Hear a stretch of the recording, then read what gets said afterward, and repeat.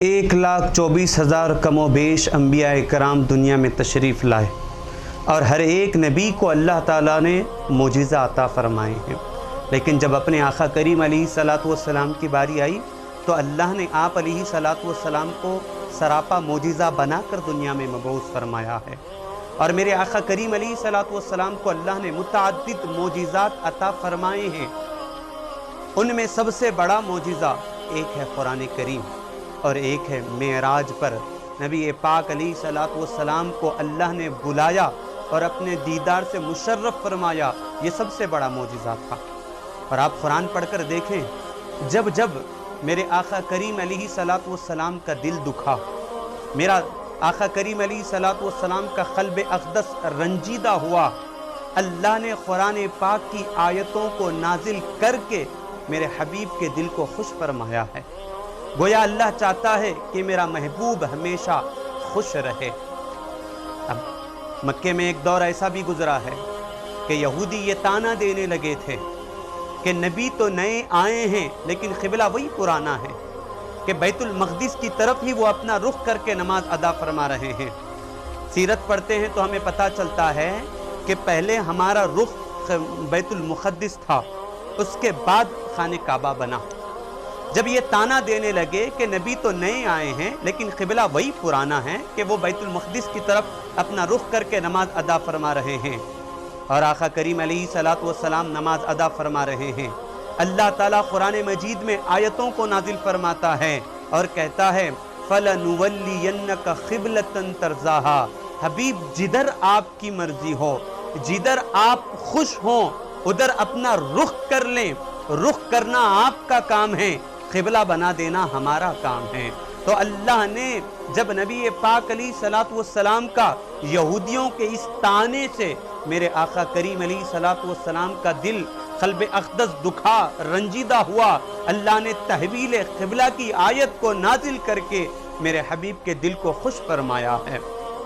मक्के में एक दौर ऐसा है कि वही का सिलसिला रुक गया था और वही का सिलसिला रुकने की बहुत सारी हिकमतें हैं।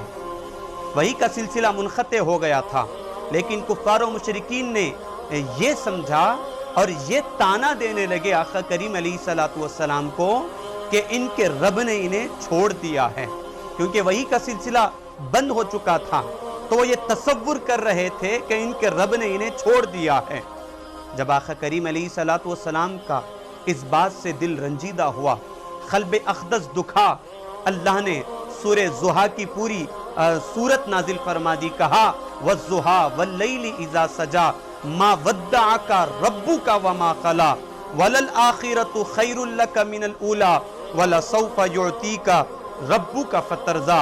अल्लाह ताला फरमाता है, ऐ हबीब, हमने आपको एक पल के लिए भी नहीं छोड़ा है, हम आपसे दूर हुए ही नहीं, हम हमेशा आपके करीब हैं और आप मेरे करीब हैं। गोया अल्लाह आगे फरमाता है, हबीब आप इनकी बातों से रंजीदा ना होना, इनकी बातों से अपने कल्ब पर, अपने कल्ब को न दुखा लेना, बल्कि मैं ये कहता हूँ कि अन करीब मैं आपको इतना अता करूँगा, इतना अता करूँगा, वला सौफ़ युअतीका रब्बुका फ़तरज़ा, अन करीब आपका रब इतना देगा कि आप राजी हो जाएंगे, आप राजी हो जाएंगे।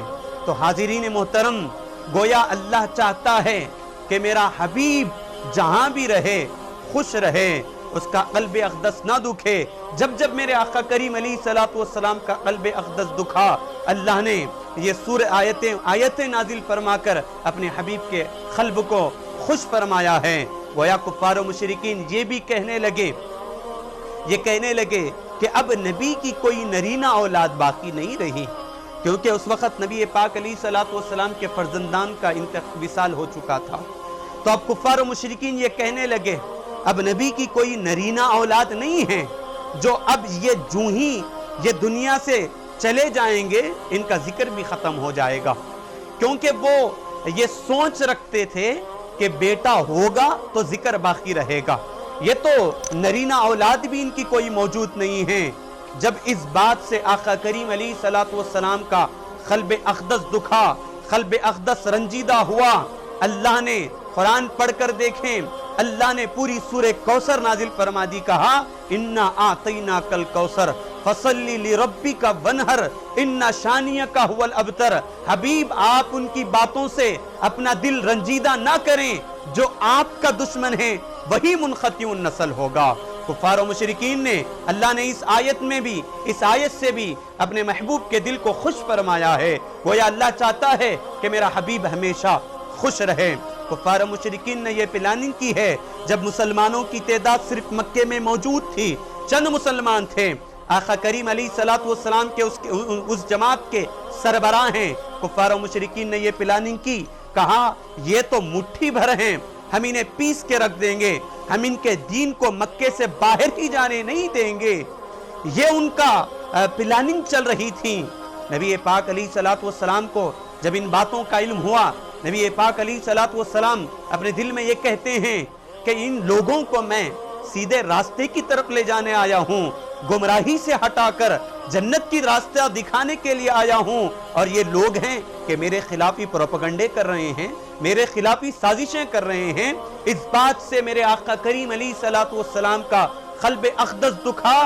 اللہ تعالیٰ نے اس وقت قرآن کی آیت کو نازل فرما دیا کہ کہا وَرَفَعْنَا لَكَ ذِكْرَكَ۔ حبیب ان کا یہ ماننا ہے کہ بیٹا ہو تو ذکر باقی رہے گا، اور مکے میں صرف چند لوگ مسلمان تھے تبھی ذکر باقی رہے گا، لیکن ان کا یہ ماننا تھا کہ ان کے ذکر کو ہم مٹا کر رکھ دیں گے۔ لیکن اللہ نے قرآن مجید کی آیت کو نازل فرما دیا، کہا وَرَفَعْنَا لَكَ ذِكْرَكَ۔ حبیب ہم آپ کے ذکر کو اتنا بلند کر دیں گے، اتنا بلند کر دیں گے۔ حاضرین محترم، جس وقت یہ آیت نازل ہوئی، اس زمانے کو تصور کرتے ہوئے موجودہ زمانے کو دیکھ لیں، کہاں میرے آقا کا ذکر نہیں ہو رہا ہے۔ ساری کائنات آپ کا تذکرہ کر رہی ہے، ساری کائنات آپ کے نعتیں آپ پر نعتیں پڑھ رہی ہے، آپ کے قصیدے آپ کی شان میں قصیدے بیان کیے جا رہے ہیں۔ یہ سارا کا سارا وَرَفَعْنَا لَكَ ذِكْرَكَ فرما کر اللہ نے اپنے حبیب کو اتنی شان عطا فرمائی ہے، نہ صرف دنیا میں آپ کی شان ہوگی، حشر کا میدان ہوگا تب بھی آپ کی شان نظر آئے گی۔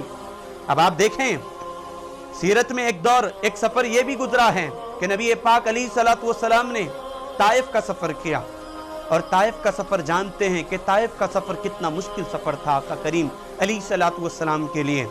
جب میرے آقا کریم علیہ السلام طائف کی طرف نکلے تو طائف والوں نے آپ کی آمد کا استقبال نہیں کیا، آپ کی آمد کی قدر نہیں کی، بلکہ میرے آقا کریم علیہ السلام وہاں جا کر یہ پیغام دینے کے لیے جاتے ہیں، لوگوں توحید کی طرف آؤ، لوگوں اللہ کے لیے سجدہ کرنا ہوگا، لوگوں اللہ کے سامنے جھکنا ہوگا، اللہ سے مانگنا ہوگا۔ یہ ساری باتیں بتانے کے لیے آقا کریم علیہ السلام طائف کا سفر کر رہے ہیں، لیکن طائف والے ہیں کہ میرے آقا کی انہوں نے قدر نہیں کی، بلکہ سیرت میں آتا ہے کہ 2 میل تک آپ کے جسم نازنی پر پتھر پھینکے گئے۔ میرے آقا نے برداشت کیا ہے، ان پتھروں کو برداشت کرتے ہوئے آگے بڑھ رہے ہیں۔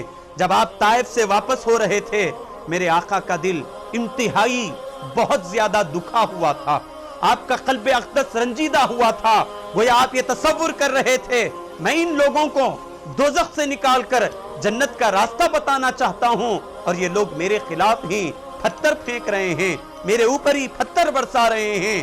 آقا کریم علیہ السلام ایک مقام پر رک کر آپ کا قلب اقدس رنجیدہ ہوا۔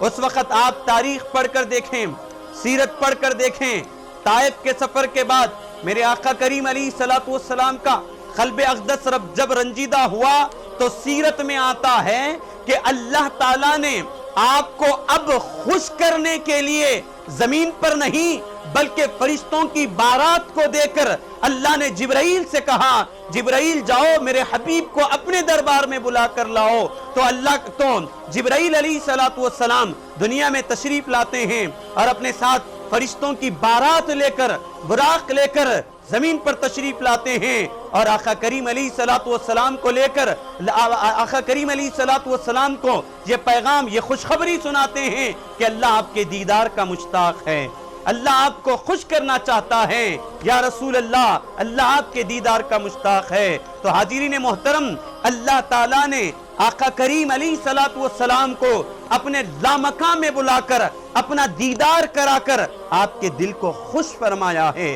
گویا اللہ چاہتا ہے کہ میرا حبیب ہمیشہ خوش رہے، ہمیشہ خوش رہے۔